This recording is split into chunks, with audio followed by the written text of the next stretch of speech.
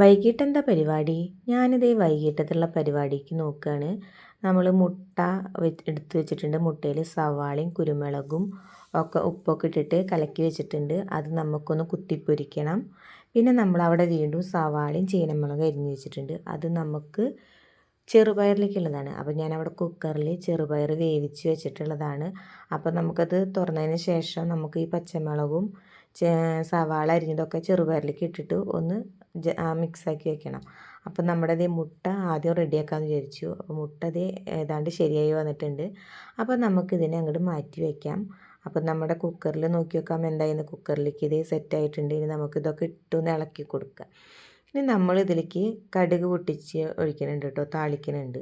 അപ്പോൾ നമുക്ക് അതിലേക്ക് കടുക് പൊട്ടിച്ച് താളിക്കണ്ടേ. അപ്പം നമ്മൾ നല്ലോണം ഉടഞ്ഞ് കെട്ടിയിട്ടുണ്ട് കേട്ടോ നമ്മുടെ ചെറുപയർ. പിന്നെ കുറച്ചൊന്ന് വെള്ളം വറ്റി, നല്ലോണം വെള്ളം കുറവായിരുന്നു.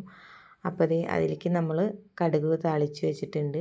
ഇനി നമുക്ക് രണ്ടും റെഡി ആയിട്ട് കിട്ടിയിട്ടുണ്ട്. അപ്പം നമ്മൾ രാത്രിയിലേക്ക് ഇന്ന് കഴിക്കാൻ പോകുന്നത് ഇതാണ്.